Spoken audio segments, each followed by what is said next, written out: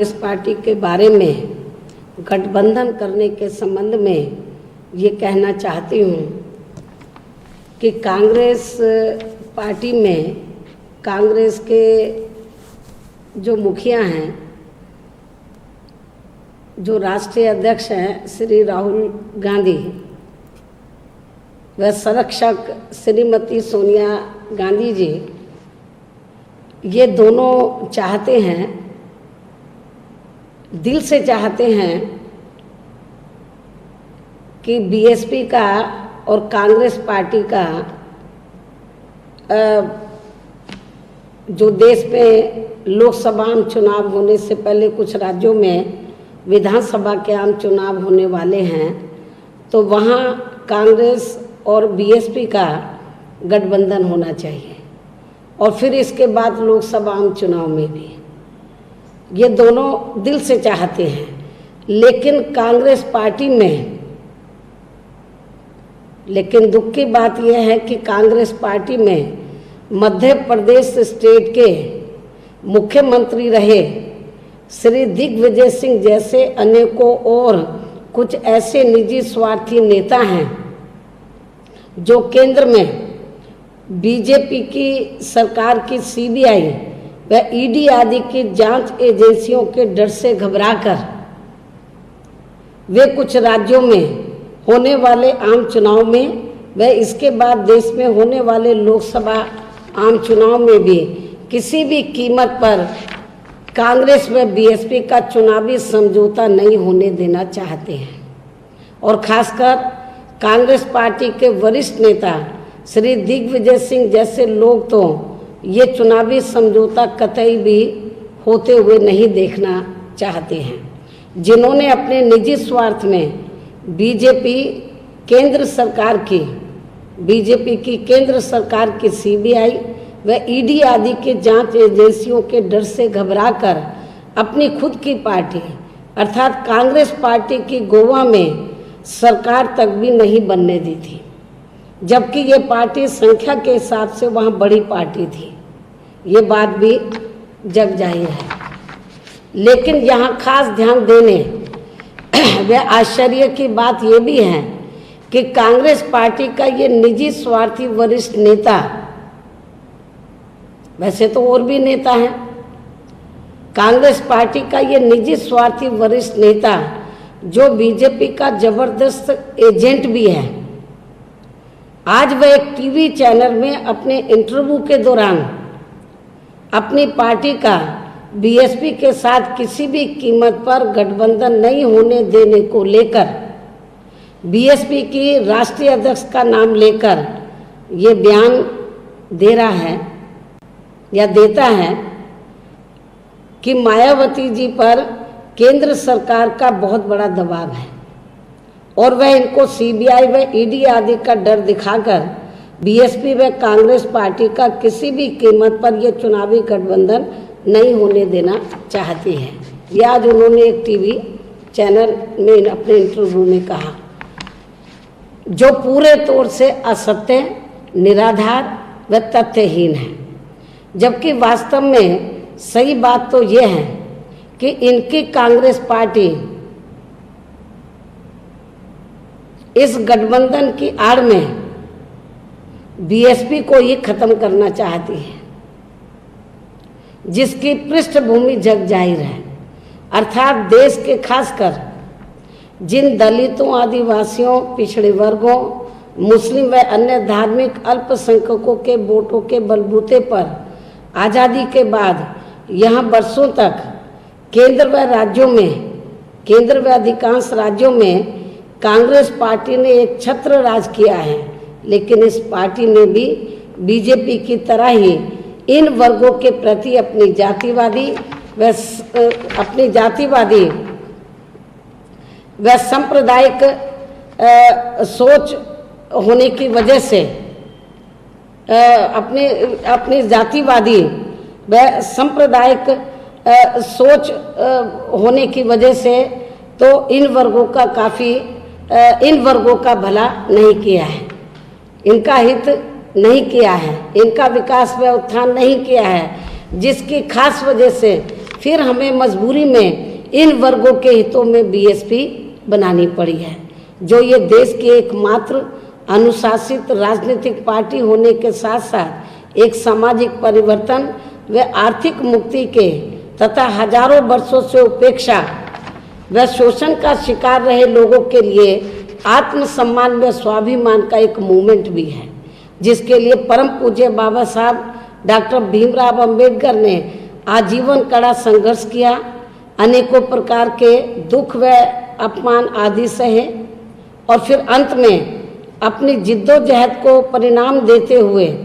इस देश को एक मानवतावादी बेहतरीन संविधान देने में सफल हुए। उनके देहांत के बाद इस मानवतावादी मूवमेंट को फिर योजनाबद्ध तरीके से आगे बढ़ाने के लिए मान्यवर श्री कांशीराम जी ने अपनी पूरी जिंदगी लगाई और देश की राजनीति में एक नया मानवीय आयाम स्थापित करके उत्तर प्रदेश जैसे राज्य में अपनी पार्टी की सरकार बनाने में ऐतिहासिक सफलता अर्जित की।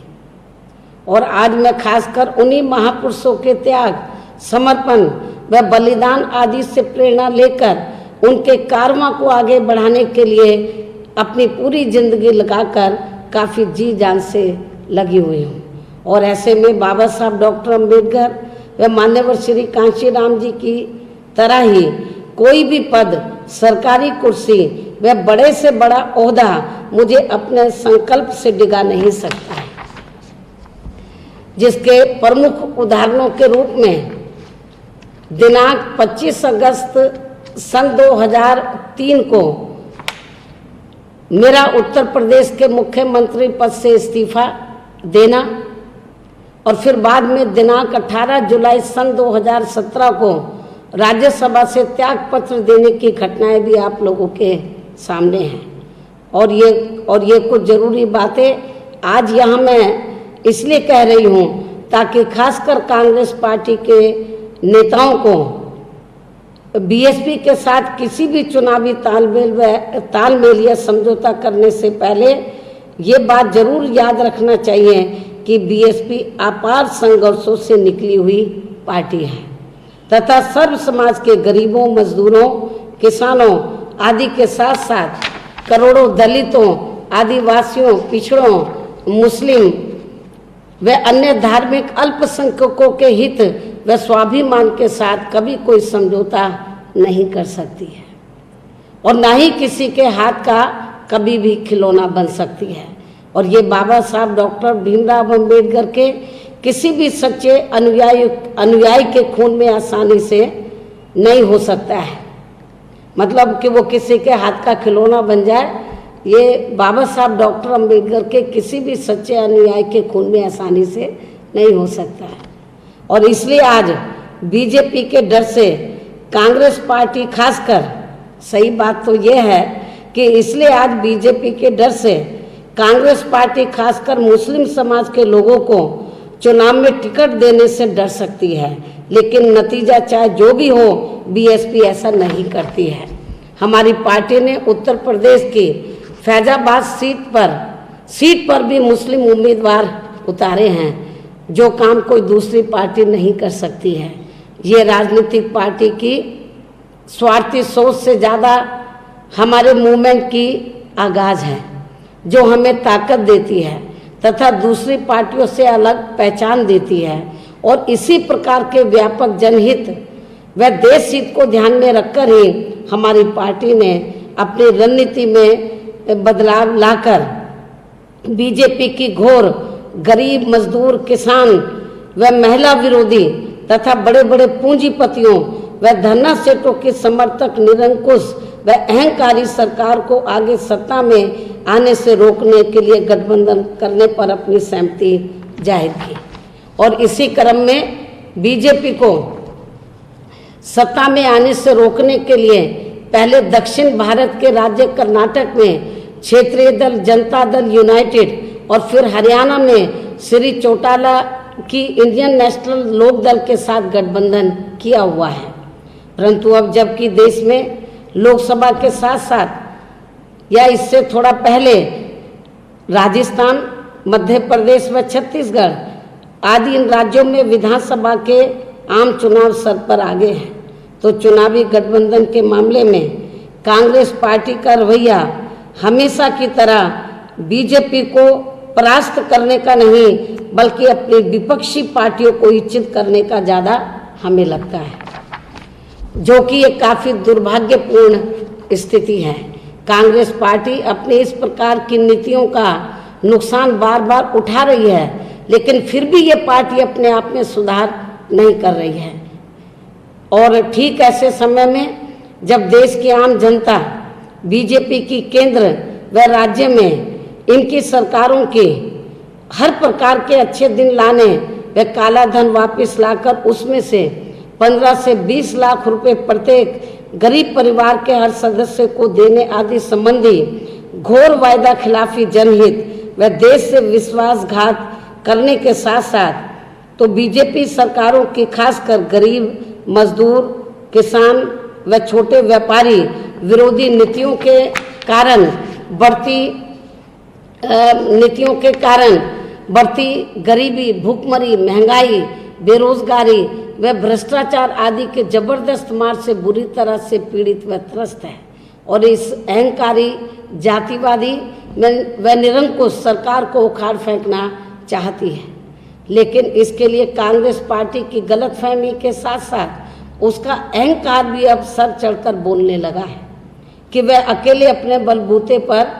यह बीजेपी को हराने का काम कर लेगी,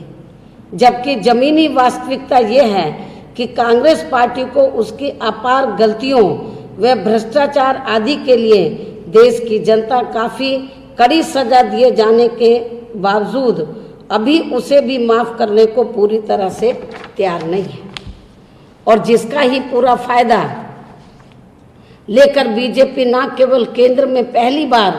पूर्ण बहुमत से सरकार में है, बल्कि देश के ज़्यादातर राज्यों में सत्ता में आकर अपने घोर जातिवादी, सांप्रदायिक व विद्वेषपूर्ण एजेंडे को लागू किए हुए हैं और जिससे हर तरफ लगभग तनाव, हिंसा व अराजकता का माहौल व्याप्त है। लेकिन फिर भी कांग्रेस पार्टी अपने में जरूरी सुधार लाने को तैयार नहीं लगती है। वैसे तो विपक्षी पार्टियों में से खासकर बीएसपी ने व्यापक देश हित को ध्यान में रखकर व बीजेपी जैसी घोर जातिवादी व सांप्रदायिक पार्टी को सत्ता से दूर रखने के लिए हमेशा ही कांग्रेस पार्टी का साथ दिया है और इस संबंध में काफ़ी बदनामी भी मोल ली है। लेकिन इसके एवज में बीएसपी नेतृत्व का एहसानमंद व शुक्रगुजार होने की बजाय कांग्रेस पार्टी ने बीजेपी की तरह ही हमेशा दगा किया व पीठ के पीछे छुरा घोंपने का काम किया। इस संबंध में वैसे तो अनेकों उदाहरण देश की जनता के सामने हैं, परंतु ताज प्रकरण एक खास ऐसा उदाहरण है जिसमें बदले की भावना से काम करते हुए पहले बीजेपी की केंद्र सरकार ने मुझे फर्जी फंसाया और फिर कांग्रेस पार्टी की केंद्र सरकार ने इस मामले को अपने राजनीतिक स्वार्थ के लिए काफ़ी दिनों तक उलझाए रखा और फिर अंत में काफ़ी लंबे समय व काफ़ी कड़े संघर्ष के बाद माननीय सुप्रीम कोर्ट से मुझे न्याय मिल पाया। ये किसी से भी छिपा हुआ नहीं है। इतना ही नहीं बल्कि सन 1932 के पूना पैक्ट बाबा साहब डॉक्टर भीमराव अंबेडकर को संविधान निर्माता होने का गौरव प्राप्त होने के बावजूद भी उनकी घोर लगातार उपेक्षा व उन्हें संसद में सम्मानपूर्वक चुनकर जाने से वंचित रखना, उन्हें भारत रत्न की उपाधि से सम्मानित नहीं करना, महिलाओं को पुरुष के बराबर अधिकार देने संबंधी हिंदू कोड बिल को पारित कराने में वादा खिलाफी व दलितों व पिछड़ों के आरक्षण को संविधान के मंशा के अनुरूप लागू नहीं करने पर डॉक्टर भीमराव अंबेडकर का देश के पहले कानून मंत्री पद से इस्तीफा आदि देने के साथ साथ बामसेफ, DS4 व बीएसपी के जन्मदाता एवं संस्थापक मान्यवर श्री कांशीराम जी के देहांत के बाद भी उनकी मृत्यु पर एक दिन का भी राष्ट्रीय शोक घोषित नहीं करने आदि की कभी भी ना भुलाई जाने वाली दुखद घटनाओं के बावजूद भी बीएसपी द्वारा सत्ताधारी बीजेपी के खिलाफ कांग्रेस पार्टी के साथ मिलकर चुनाव लड़ने पर सहमति कोई कम नहीं बल्कि बहुत ज़्यादा अहमियत रखती है, मायने रखती है। परंतु चुनावों में गठबंधन की ताज़ा घटनाओं के संबंध में कांग्रेस पार्टी के रवैये से ये साफ लगता है कि रस्सी जल गई पर ऐंठन अभी तक भी नहीं गई है। अर्थात कांग्रेस पार्टी कतई तौर पर बीजेपी को पराजित करने में रुचि नहीं रखती है, जिसका फिर से नुकसान सहने को शायद देश की जनता तैयार नहीं है। वैसे तो कांग्रेस पार्टी के हर मामले में अभी भी काफ़ी दयनीय स्थिति है, फिर भी उसे गुजरात की तरह अभी तक ये गलतफहमी बनी हुई है कि वह अकेले अपने बलबूते पर ही बीजेपी की साम दाम दंड भेद व ईवीएम आदि के अनेकों प्रकार के हथकंडों का सामना कर लेगी। तो ये हास्यास्पद नहीं है तो और क्या है। जबकि पिछले सभी चुनावी अनुभव ये बताते हैं कि अगर कांग्रेस पार्टी से मुख्य मुकाबला है तो बीजेपी चुनाव आसानी से जीतकर सरकार बना लेती है। फिर भी विपक्षी पार्टियों को अगर कांग्रेस पार्टी से मुख्य मुकाबला है तो बीजेपी चुनाव आसानी से जीतकर सरकार बना लेती है। यह अभी तक का अनुभव रहा है। फिर भी विपक्षी पार्टियों को आगे करना तो दूर, उनके साथ सही सूझबूझ व ईमानदारी से गठबंधन के साथ चुनाव लड़ने के लिए भी कांग्रेस पार्टी अभी हमें तैयार नहीं लगती है। अर्थात ये सवाल उठता है, क्या सही मायने में कांग्रेस पार्टी ये चाहती है कि बीजेपी चुनाव में पराजित हो? वर्तमान परिस्थिति में जनता ये सोचने पर, लेकिन हमें ऐसा नहीं लगता है। वर्तमान परिस्थिति में जनता ये सोचने पर मजबूर है, क्योंकि गुजरात की तरह कोई और मौका राजस्थान, मध्य प्रदेश व छत्तीसगढ़ की जनता बीजेपी को कतई भी नहीं देना चाहती है। इस प्रकार कांग्रेस पार्टी के ऐसे दुखद रवैये के परिणाम स्वरूप ही बीएसपी ने अपने पार्टी व मूवमेंट के हित में अपने दक्षिण भारत के राज्य कर्नाटक में और अब आदिवासी बहुल्य छत्तीसगढ़ राज्य में शीघ्र ही होने वाले आम चुनाव में, पहले हमने उधर कर्नाटक में किया और अब आदिवासी बहुल्य छत्तीसगढ़ राज्य में शीघ्र ही होने वाले चुनाव में यहाँ क्षेत्रीय पार्टी के साथ मिलकर चुनाव लड़ने का फैसला लिया है। और अब बीएसपी मूवमेंट के हित में ये फैसला किया है